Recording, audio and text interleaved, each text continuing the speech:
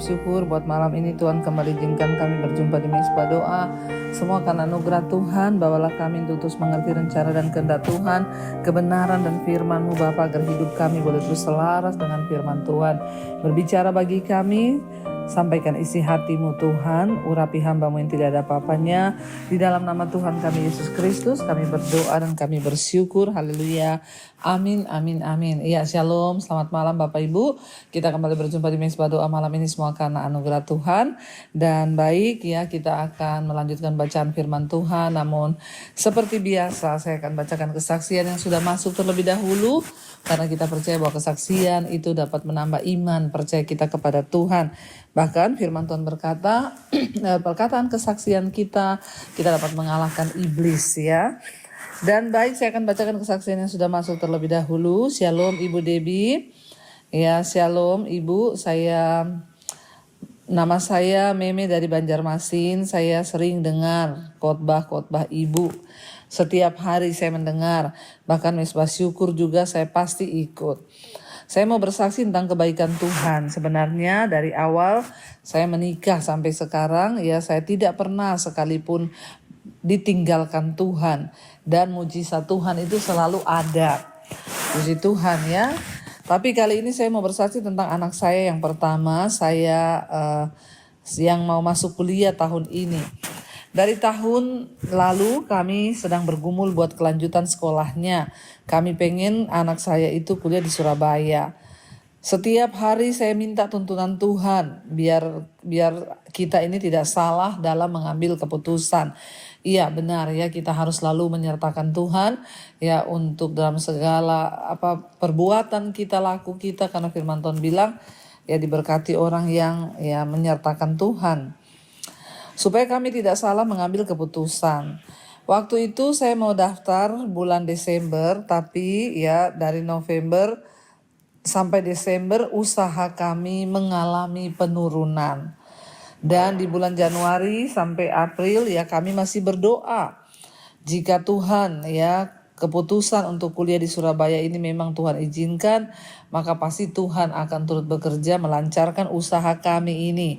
Iya, karena memang untuk bisa kita bersekolah atau melakukan apapun, maka ya semua harus bisa dipastikan bahwa tidak ada kendala, tidak ada apapun yang akhirnya di kemudian hari itu justru bisa membuat kita ini menjadi bergumul, atau nanti sebaliknya malah kita ini jadi terbeban sendiri, malah jadi masalah gitu ya. Jadi bergumul supaya usaha bisa membaik baru mau menyekolahkan anak ya. Akhirnya di Januari dan Februari usaha kami mulai mengalami perubahan dan mulai membaik ya. Dan saya berpikir itu berarti Tuhan izinkan untuk anak kami kuliah di sana. Tapi tiba-tiba ya di awal Maret mama mertua saya masuk ke rumah sakit ya, dan akhirnya saya tidak bisa konsen untuk bekerja, sampai akhirnya kami putuskan walaupun berat kami tidak jadi menguliahkan anak kami di Surabaya. Dengan ya menguatkan hati anak saya itu bilang kepada anak saya, jangan pernah salahkan Tuhan, karena kita tidak tahu apa rencana Tuhan atas hidup kita, terutama atas hidupmu dan masa depanmu. Dari sini saya belajar bahwa terkadang rencana kita tidak sesuai dengan rencana Tuhan, dan kita harus bisa menerima dengan keikhlasan hati tanpa menyalahkan Tuhan. Saya tetap mau belajar mendengar apa kata Tuhan supaya saya tidak salah jalan. Setelah menerima kenyataan ini, saya akhirnya masukkan kuliah anak saya di kota kami sendiri. 2 minggu proses sampai dinyatakan lulus masuk universitas. Ya puji Tuhan, usaha kami dilancarkan Tuhan kembali sampai dengan hari ini. Saya berkata ya berarti memang Tuhan masih belum izinkan untuk kuliah di luar kota di Surabaya. Tapi puji Tuhan tetap penyertaan Tuhan itu sempurna dan lancar. Jadi saat ini anak saya sudah diterima ya di universitas di Banjarmasin. Ya, dan terima kasih Ibu ya untuk semua khotbah-khotbah Ibu selama ini yang sudah menjadi kekuatan dan menuntun kami. Ya, mungkin di lain waktu saya bisa bersaksi tentang kebaikan Tuhan yang mengubahkan suami dan juga mengubahkan ekonomi keluarga kami. Sekian dan terima kasih Ibu Debbie. Maaf kalau kesaksian saya ini panjang. Tuhan Yesus memberkati. Wow, luar biasa saudara. Ya, dan Puji Tuhan bahwa memang betul kita harus selalu menyertakan Tuhan. Ya, ketika ibu mau kuliahkan anak di luar kota, berdoa agar usahanya lancar dulu. Kemudian Tuhan lancarkan usahanya. Jadi berpikir, oh memang anaknya harus kuliah di Surabaya. Tapi ketika detik-detik harus berangkat ke Surabaya, tiba-tiba ya mama sakit dan rasanya ya semuanya terpencah untuk konsentrasi sehingga diputuskan untuk kuliah di kota saja sendiri. Iya betul ya, karena Tuhan yang lebih tahu apa yang akan terjadi mungkin kalau di luar kota dan lain sebagainya. Ya yang pasti ya Tuhan yang tahu, dan firman Tuhan bilang ya kalau kita itu menyertakan Tuhan, akuilah Tuhan dalam segala lakumu, maka Dia akan meluruskan jalanmu. Ya kita belajar selalu untuk mengandalkan Tuhan dan menyertakan Tuhan dalam setiap laku hidup kita, maka Tuhan itu tidak akan pernah meninggalkan kita. Terima kasih Ibu buat kesaksiannya, menjadi berkat dan kekuatan buat kita semua. Puji Tuhan ya, dan kita akan melanjutkan pembacaan firman Tuhan. Malam ini kita masuk di Mazmur 96. Allah Tuhan dan Hakim seluruh dunia. Ya, Allah itu Tuhan dan Hakim seluruh dunia. Ya, dan kita harus percaya kepada Tuhan. Kita harus percaya kepada ya Dia yang sungguh ya dapat melakukan segala perkara di hidup kita. Kita harus percaya bahwa Tuhan itu tidak pernah meninggalkan hidup kita, dan Tuhan itu adalah Tuhan yang selalu ya mau turut bekerja, saudara. Iya, kita baca Mazmur 96. Nyanyikanlah nyanyian baru bagi Tuhan, bernyanyilah bagi Tuhan, hai segenap bumi, menyanyilah bagi Tuhan, pujilah namanya, kabarkanlah keselamatan yang daripadanya dari hari ke hari. Ceritakanlah kemuliaannya di antara bangsa-bangsa dan perbuatan-perbuatannya ajaib di antara segala suku bangsa. Ya, dan Tuhan itu adalah hakim dikatakan di sini, dan seluruh dunia. Allah Tuhan dan hakim. Jadi Dia bukan hanya Tuhan, ingat, tapi Dia juga adalah hakim. Tuhan Yesus datang pertama kali ke dalam dunia sebagai juru selamat. Ya, Dia menyelamatkan, tetapi Dia akan datang kali yang kedua sebagai hakim yang adil untuk menghakimi seluruh umat manusia. Nyanyikanlah nyanyian baru bagi Tuhan, menyanyilah bagi Tuhan, hai segenap bumi, menyanyilah bagi Tuhan, pujilah namanya, kabarkanlah keselamatan yang daripadanya dari hari ke hari. Dalam hidup ini kita harus selalu belajar untuk menyanyikan kebaikan Tuhan, sehingga kita punya hati yang terus bersyukur, saudara, dalam segala keadaan. Bahkan kita juga punya hati yang terus berterima kasih, ya, hati yang terus bersuka cita. Hari-hari ini di tengah keadaan yang semakin tidak menentu, ya apalagi ini kita sudah memasuki musim panas, saudara ya. Dan ini panasnya begitu luar biasa hari-hari ini. Tapi firman Tuhan berkata kalau hati kita teduh, selalu ada nyanyian pujian dalam hati kita, maka itu akan membuat kedamaian dalam hati kita, rumah tangga kita, ya, dalam segala hal. Kita juga disuruh mengabarkan keselamatan daripadanya dari hari ke hari. Artinya apa, saudara? Kita yang sudah menerima karya keselamatan Tuhan, maka kita harus menyampaikan itu dan membagikan itu kepada orang lain yang ada di sekitar kita. Ceritakan tentang keselamatan yang dari Tuhan kepada anak-anak kita, kepada suami, kepada saudara kita, kepada siapapun, untuk mereka juga mau untuk diselamatkan bagi Tuhan. Kita harus menceritakan keselamatan yang daripadanya dari hari ke hari. Ceritakanlah kemuliaannya di antara bangsa-bangsa dan perbuatannya yang ajaib di antara segala suku bangsa. Biarlah kita terus menceritakan perbuatan Tuhan, ya, bahkan ya di antara bangsa-bangsa, sebab Tuhan maha besar dan terpuji sangat. Ia lebih dahsyat daripada segala Allah, sebab segala Allah bangsa-bangsa adalah hampa, tetapi Tuhanlah yang menjadikan langit. Perhatikan, dikatakan Dia lebih dahsyat dari segala Allah. Allah di sana itu huruf kecil, saudara. Karena ada begitu banyak bangsa pada zaman itu menyembah Allah, tapi bukan Allah yang benar. Ya, Allah huruf kecil. Mereka menyembah dewa-dewa, mereka menyembah patung-patung, dan mereka menganggap itu Allah. Tetapi Allah yang kita sembah adalah Allah pencipta langit dan bumi. Allah yang berkuasa, Allah yang menyatakan dirinya, Allah yang hidup. Dari mana kita bisa tahu? Dari Alkitab. Dan terutama dari pengalaman kita pribadi mengalami Tuhan. Di mana Tuhan mengubahkan kita, di mana Tuhan sanggup memulihkan hidup kita. Itu yang harus kita ceritakan dan kita kumandangkan kepada semua orang bahwa Dia adalah Allah yang menjadikan langit. Ayat 6, keagungan dan semarak ada di hadapannya, kekuatan dan kehormatan ada di tempat kudusnya.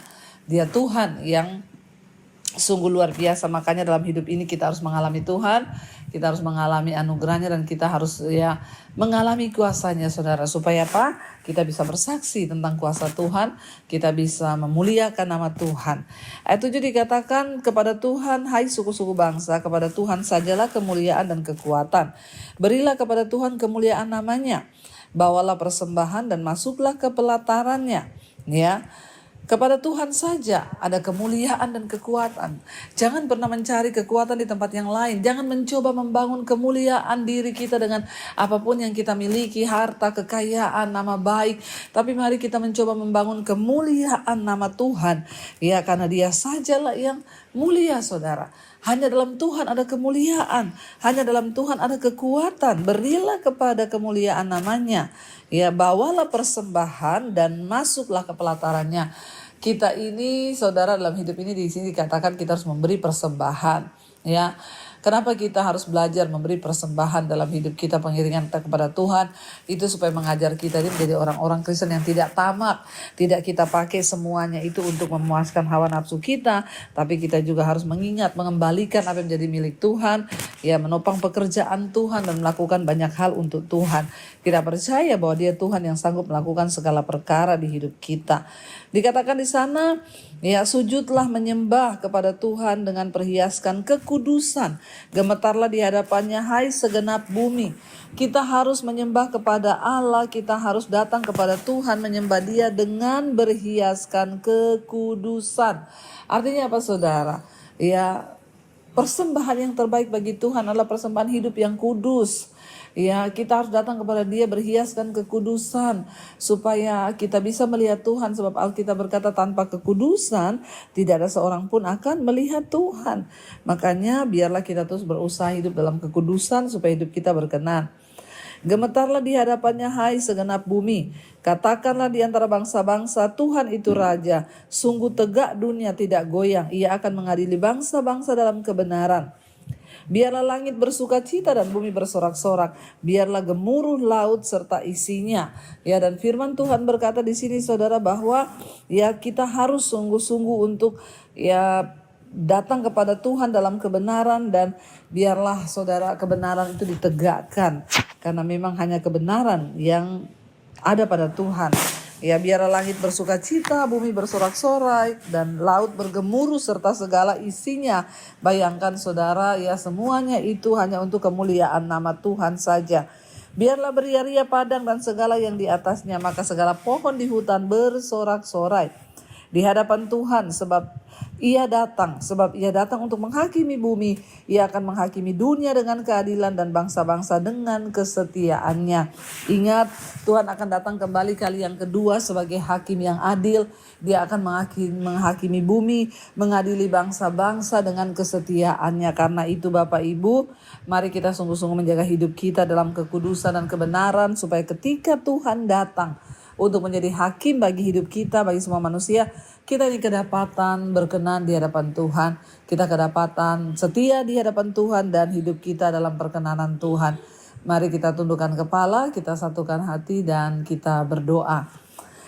Terima kasih Bapak, kami mengucap syukur buat malam ini Tuhan mengajarkan kepada kami untuk kami boleh terus setia kepada Tuhan, mengejar kebenaran dan kekudusan, mempersembahkan hidup yang terbaik, karena hanya kepadamu lah Tuhan kami menyerahkan hidup kami. Biar kami terus datang berhiaskan kekudusan dalam pikiran, hati, perkataan, dan seluruh hidup kami.